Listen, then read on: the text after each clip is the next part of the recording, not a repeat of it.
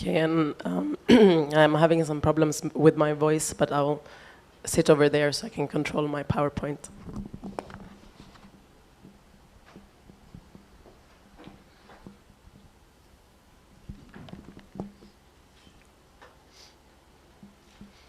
So my name is Kajsa Holberg-Edu, and I'm working with Professor Lisa Laxo on the project that brought you here to this conference. And I wanted to thank Lisa and Godwin for their determination to also include younger scholars in this discussion. I'm one of the people who are benefiting from that strong determination, and I hope to not disappoint. My background is I've just joined Lisa's project after working as a lecturer at a private university here in Ghana, Ashesi University, as a political science and liberal arts lecturer broadly. So I'm excited to be a full-time researcher, and the paper I'm presenting to you today is kind of a development of a project I started a couple of years ago focusing on data on higher education in Ghana, but it made me kind of zoom out a little bit and look at what data is available for the continent as a whole. And then for our project, I'm starting to look at what data is available for political science. So I'm going to talk about focus on indicators, resources, and ownership. My theoretical background is as a decolonial scholar trained at University of Ghana. And I'm interested in knowledge as very central to development. And especially Grossvogel's ideas on how knowledge is important both in colonizing and decolonizing situations, and Ndlovu Gatsheni from South Africa, and his more pointed writings on decolonizing the university. So there's too much text on this little slide, but I wanted to just add to kind of a general understanding of maybe contradictory university functions posted by Castell. They're all supposed to lead to development, but maybe they also need to be decolonized of sorts. And I think data is not, data on higher education is not taken away from that. Some examples, just to sketch for you what data is openly available to us on higher education. You would have things like percentage of youth enrolled in higher education, so some kind of gross enrollment rate. Currently for sub-Saharan Africa is at 8%, and this is data from the UNESCO Institute of Statistics. And they have, of course, broken this down into countries. You have 16% for Ghana last 2 years, 22% for South Africa, so it's the 8% is also masking the huge diversity, and they like to show these very aggregated data easily available, and then breaking it down, you have to work a little bit for it. Then we have a table, sorry, you can see, but it's from Cloete and et al., 2015.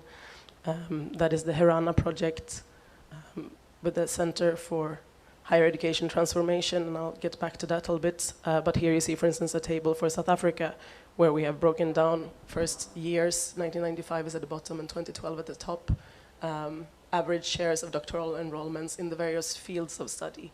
And this type of data, I think, is really important and interesting. Here we can, for instance, see that humanities and social sciences, which is the kind of, it's a gray on my screen, but white for you, has, with time, become smaller, starting at 41% in 1995 and 30% today. Maybe in absolute numbers, though, that has actually grown because enrollments have also grown. But this type of data is very difficult to get for other countries than South Africa, in my, according to the research I have done. So you have the very aggregate enrollment type data. UNESCO Institute of Statistics, for instance, also shares information on education system, participation in education, progress and completion, expenditures, literacy rates, expenditure on R&D, but not beyond that. We can't get disaggregated data in the type that we have for South Africa.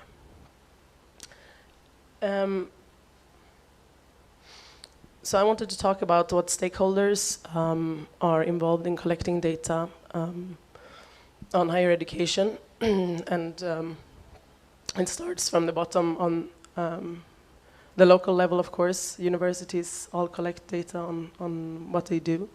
They do not often make it easy to access that data. I realized when I was doing research for Ghana. For University of Ghana at the time, I would have to walk to the public affairs office and ask for a printed copy of the data. I know with time it's become a little bit more available online, but still it's difficult to, if you're further away, to access the data. But data is sent, for instance, to the local government agency in Ghana is the National Council for Tertiary Education that puts data together. It's not often available publicly again. Last year I found out that the institutions that report data, so the universities themselves, will get a CD-ROM in return with other institutions' data. But if you're not then working at those institutions, or I was, but I was not in a leadership position, so I would not have access to it. So I think the open data issue is another thing I'll get back to. I also put the political science associations there, represented by the Nigerian one. I've been starting to look at their websites. I'm not finding much data though, but I definitely think they should be a stakeholder. You have platforms such as Open Africa that collects data sets openly, and they have quite a lot on basic education. AAU, our host a very nice database of African theses and dissertations, and I think this is an excellent initiative that shows what we can do. However, we don't have analysis of this database. Well, what are the trends? What are people writing more about or less about over time? AAU used to be involved in the Guide to Higher Education in Africa, published with Palgrave Macmillan, but I believe the latest edition was in 2013. There they would list kind of the members of the association. The International Association of Universities still produce a similar publication, but for all universities in the world, the World Education Database, is it called?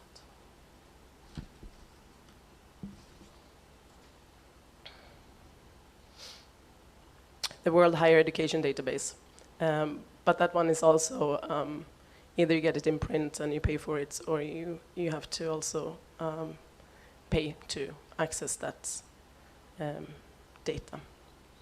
The World Bank, of course, collects data on education, and I think it's interesting when we have migrated into the Sustainable Development Goals that there is now a goal on tertiary education, goal 4.4. So maybe there will be more data collected on higher education also by the big wigs. And I've talked about UNESCO already. So to summarize some of the unknowns, flow-through rates, we don't know much about that. Where do students get stuck? My own experience as a PhD scholar in University of Ghana was that 1 year the fees were up by 80%. That was a year some of my peers did not come back. So I think that's an important thing, thank you. We have a discipline mix over time outside South Africa, which has good data. Regional comparative data, for example, on fees, would be very interesting to have.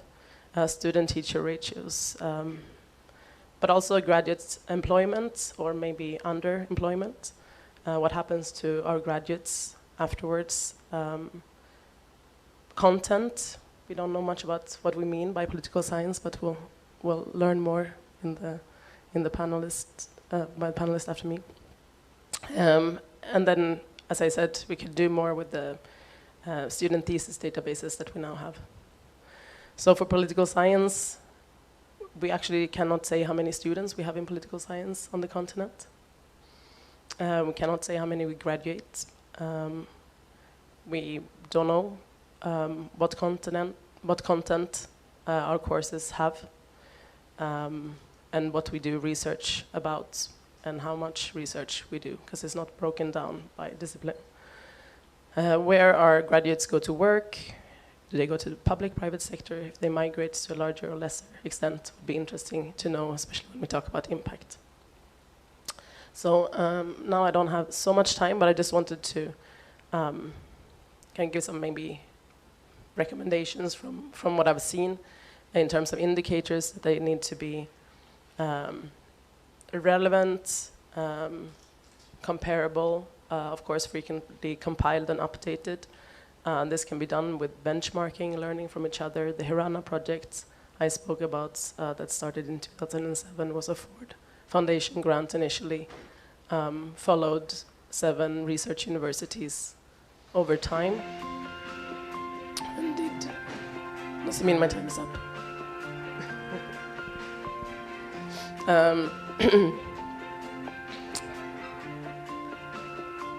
And the Hirana project developed 26 indicators that I think are interesting and that could be developed for the continent.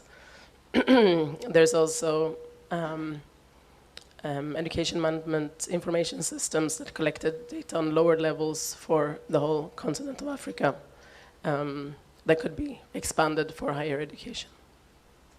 Of course, you need capacity to collect data, update and publish data. And data management is also not for free, but maybe the most important resource is knowledge on the direction. Several scholars who write about this talk about a vision for higher education as very important for collecting data, because otherwise you don't know what data is important to you. For instance, do we want to also look at diversification of higher educational institutions, see maybe what strengths different universities have, what strengths different political science departments have. And then in terms of ownership, we can both say from citizen point of view that education is a major budget post for most African countries, R&D much less so. Still, value for tax money is key. What output do we get for this data should be openly available. We need also, I think we spoke a little bit earlier, leverage to collect data. Do we have to, how do we get universities to participate and to share their data? We could do that in rankings, for instance, the different models, but the ranking model, universities are keen to be ranked well. So that seems to be working quite well. But we also need multi-stakeholder involvement. So I want to conclude. Data on higher education for Africa is either quite local, national, often not really comparable over regions, or not aggregated, or often then not openly available. Or the international data available is highly aggregated and kind of too general for us, for instance, in this room. The discipline-specific data especially is in much lacking, but thesis databases I think is a positive, rich resource that we could do more with. And as you have seen, a wide range of stakeholders collect and publish data. But data on content, we don't really have a database for for syllabi, for instance, which would be interesting. And societal impact of higher education is missing. So I think my voice has come to an end. It lasted exactly 15 minutes or 14. Thank you so much for your attention.